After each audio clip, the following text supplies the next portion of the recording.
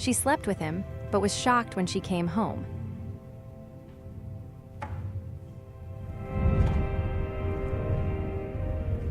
I curse whatever it is called marriage.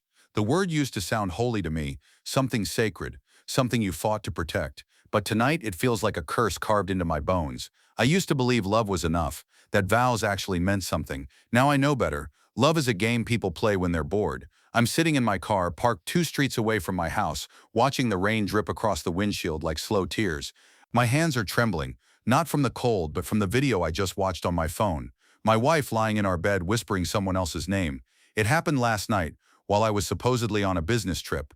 I had placed a small camera in the corner of the bedroom weeks ago. Something in her eyes had changed lately, the way she avoided my touch, how she suddenly started locking her phone, how she smiled at messages she'd never explain. I told myself I was paranoid, but I was right. When I pressed play, I saw her. My wife, the woman I swore to protect, walking into the room in the same white robe I'd bought her for our anniversary. She was laughing, that soft laugh I used to die for. Then he appeared. A man with broad shoulders, wearing the same cologne I'd smelled on her once when she came back from yoga. I didn't watch it all. I couldn't, but now I can't unsee it either. The rain grows heavier, beating against the glass like a ticking clock. Every second feels like an explosion in my chest. I should go inside and confront her. I should scream, throw something, demand answers. But a part of me wants to play this differently. She doesn't know that I know. Not yet, and maybe, just maybe, I can make her see what it feels like to be betrayed. When I finally step out of the car, the air smells of wet earth and regret. The house looks the same. Warm lights, curtains drawn, a soft glow coming from the living room. She's home, acting like nothing happened. I unlock the door quietly and step inside. The faint scent of her perfume floats through the air. Vanilla and jasmine, the same scent that now makes my stomach twist. She's on the couch, wearing that robe again, scrolling through her phone. When she looks up and sees me, her eyes widen in surprise. "Oh, you're back early," she says, rising to hug me. I force a smile. "Yeah, flight got canceled." She wraps her arms around me, and I feel her heartbeat against my chest. For a second, I almost give in, almost believe the lie. But then I remember the video, the laughter, the sound of his voice. "How was your trip?" she asks, pretending everything is normal.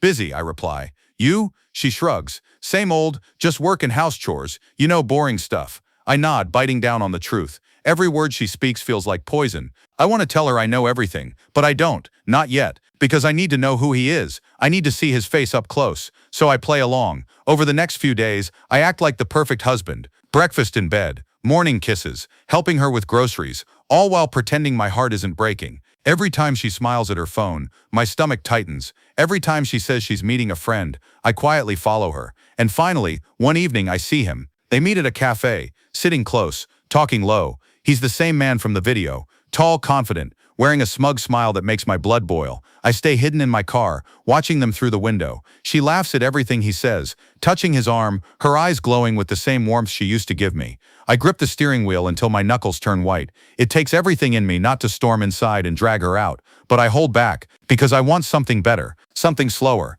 I want her to live in her lie just long enough to choke on it. That night, she comes home late. She slips into bed beside me, thinking I'm asleep. I can smell his cologne on her skin. My jaw tightens, but I don't move. She whispers a soft good night, and for the first time I don't reply. The next morning I start recording everything. Her movements, her phone calls, her texts. I even plant a tiny audio recorder inside her purse. If she can lie to my face, I'll learn to play her game better than she does. Days pass, and I gather enough evidence to destroy her. But the more I see, the more twisted I feel. It's not just betrayal anymore, it's obsession. I start memorizing his voice, his words, his routine. I even follow him once, just to see where he lives. And when I find out who he really is, my heart stops. He isn't just some random man. He's someone I know, someone close. I drive home that night, my pulse hammering in my ears. The house is dark except for the bedroom light. I walk up the stairs slowly, gripping the phone that holds all the proof. She's inside, sitting on the bed, smiling at a message that I know isn't from me. My voice shakes as I speak. "Who are you texting?" She flinches, hiding her phone quickly. "Just a friend." "Really?" I step closer. "What friend?" She stares at me, trying to gauge what I know. Her lips part, but no words come out. Then I drop the phone onto the bed, the screen still playing the video I recorded, her and him. She gasps, color draining from her face. "I saw everything," I whisper. She freezes. And before she can say a word, there's a knock on the door. 3 slow, heavy knocks. She looks at me, terrified. I turn toward the sound, my heart pounding in my chest. Whoever it is, she wasn't expecting them tonight, and neither was I. The knock came again, harder this time. 3 thuds that seemed to echo through the walls like a heartbeat gone wrong. My wife froze on the bed, her eyes darting between me and the door. I could see the panic in her face, the kind of fear that comes only when secrets are about to burst into daylight. "Who is it?" I asked, my voice low but steady. She didn't answer. Her lips trembled, her fingers clutching her phone like it was the only thing keeping her alive. I took a step closer. "Who's at the door, Claire?" She swallowed hard. I don't know, lie. I could hear it in her tone. I'd heard her lie enough times to recognize the sound of it now. The slight shake, the careful pause, another knock, louder. "Claire," a man's voice shouted. "Open up." My chest tightened. I knew that voice, the same one I'd heard through the hidden camera, the same one that had haunted my sleep since that night. He was here. I turned to look at her, and she looked back at me, pale, shaking, caught. "Don't open that door," I said. She hesitated. "Please, just," I said. "Don't," I barked. But before I could stop her, she ran toward the door. I followed quickly, my heart pounding so loud I could barely hear anything else. She unlatched the chain and opened it halfway. The man on the other side was tall, wearing a black jacket soaked from the rain. He looked nervous, desperate even. "Claire, we need to talk," he said. She whispered sharply, "You shouldn't be here." "I had to see you," he replied, glancing past her shoulder, and then his eyes met mine. Everything went still. For a second, nobody moved. The air between us felt heavy, like the world was waiting to see what I'd do next. Then slowly I stepped forward. "So, you're the one." He swallowed, his jaw tightening. "Look, man, it's not what you think." "Don't," I cut in. "Don't insult me with that line." Claire tried to stand between us, her hands trembling. "Please, both of you, stop. Stop." I laughed bitterly. "You brought him into my house, Claire. You made me watch." Her face twisted in shock. You watched?" "Yes." My voice dropped to a whisper. "Every second." The man, his name still unknown to me, shifted his weight, like he was preparing for a fight. "This isn't helping anyone," he said, his tone forced calm. "Let me talk to her and I'll leave." "You'll talk when I say you can," I snapped. Something in me was breaking, the part that once believed I could just walk away quietly.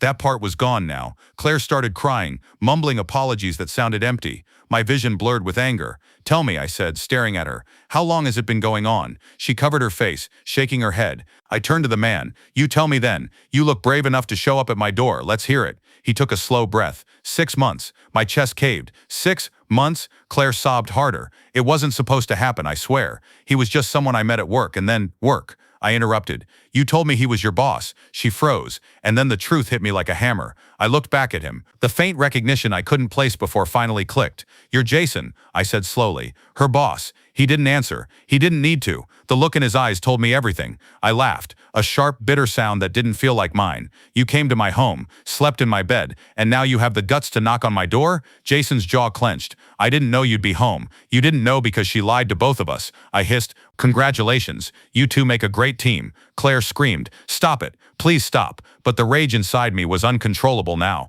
All the sleepless nights, all the doubts, the humiliation, it boiled over in one violent rush. I lunged at him. He stumbled back, but I grabbed his jacket before he could retreat. We crashed into the hallway wall, the mirror shattering beside us. The sound of breaking glass filled the air. Claire screamed again, trying to pull me off him, but I shoved her away. "You destroyed everything," I yelled, slamming him against the wall. Jason pushed back, swinging wildly, but I ducked. My fist connected with his jaw, and he fell hard against the floor. For a second, he stayed down, coughing. Then he looked up at me, blood on his lip, and said something I never expected. "She lied to you about me too." I froze. "What?" He stood up slowly, breathing hard. "She told me you were separated. She said you left her, that you didn't love her anymore. I didn't even know you two were still living together until tonight." I turned to Claire, my heart pounding in my ears. "Is that true?" She didn't answer. She just sat on the floor, crying into her hands. The silence that followed was heavier than any fight. Jason wiped the blood from his mouth. "I'm done," he muttered. "You can have her." And then he turned and walked out into the rain.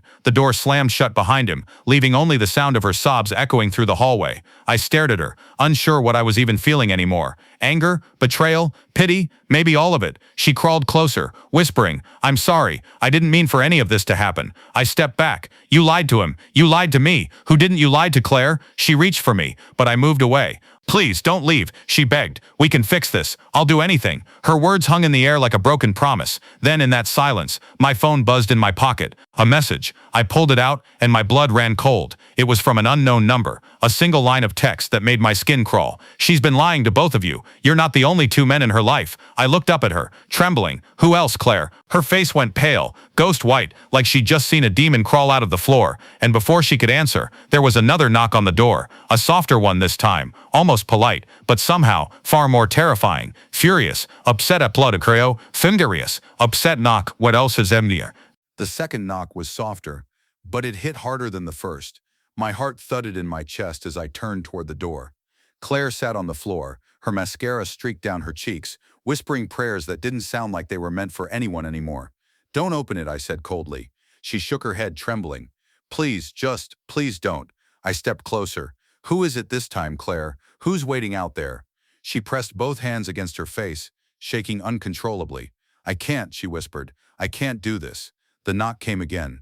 3 slow taps that sounded patient, almost mocking. Something in me snapped. I walked straight to the door and yanked it open. Standing there was a man in a gray suit. Older, confident, the kind of man who didn't flinch when he saw pain. He studied it. He smiled faintly when he saw me. "You must be Mark," he said calmly. I didn't answer. I just stared at him, trying to place where I'd seen that face before. He looked past me, into the room, and then saw Claire. His expression changed instantly, from calm to disgust. "So," he said, stepping inside without invitation, "you didn't tell him about me either." Claire's sobs grew louder. "Please, don't." I cut her off. "Who are you?" He turned to me, straightening his tie. "Her boss's boss. The man who actually runs the company she pretended to quit from 2 months ago." My jaw clenched. "And what do you want here?" He chuckled bitterly. "To see what kind of man she destroys next. She's been stealing money from the firm, thousands of dollars, funneling it through a fake account under your name." My stomach dropped. "What?" Claire screamed. "He's lying." But even she didn't sound like she believed it. He pulled a folded document from his pocket and tossed it onto the floor. "Bank statements, transfers, all under your ID. When this blows up, the IRS will come for you, not her." I bent down and picked up the paper. My name, my address, my signature, forged perfectly. For a moment, I couldn't breathe. She hadn't just betrayed me emotionally. She'd weaponized my life. "Claire," I whispered, staring at her, "what did you do?" She crawled toward me, her eyes red and swollen. "I was going to fix it before you found out, I swear. I didn't mean to hurt you, Mark. I was desperate." I laughed, bitter and broken. "Desperate? You weren't desperate when you were parading around town with him. You weren't desperate when you packed your bags for Jamaica." Tears streamed down her face. "I made a mistake. Please, I'll make it right." "Make it right," I snapped. "You burned everything we built. You turned my name into your hiding place." The man in the gray suit looked at me sympathetically. "She's good at that. She did the same thing to her first husband." Claire gasped. "Don't you dare bring him up." I turned to her slowly. "First husband?" She froze. My voice rose. "You told me he died." The man smirked. "No, he's alive and very eager to talk to you once the charges hit." The room fell silent. I felt the world spin around me, the walls closing in, my life dissolving into chaos. Claire dropped to her knees and screamed, "I'm sorry. Please, Mark, please. I don't want to lose you too." Her voice cracked, raw and helpless. For the first time, she wasn't arrogant. She wasn't smug. She was terrified. But it was too late. I knelt beside her and whispered, "You already lost me." She reached for my hand, but I pulled away. The sound that came out of her mouth wasn't even human. It was grief, shame, and panic all mixed together. "I loved you," she cried. "You were the only one who ever cared about me." I stood up, the paper still in my hand. "And you used that love like a weapon." Then I looked at the man in the gray suit. "You've seen what you needed to see. Leave." He nodded and walked out, shutting the door behind him. The moment he was gone, Claire collapsed completely, sobbing so hard her body shook.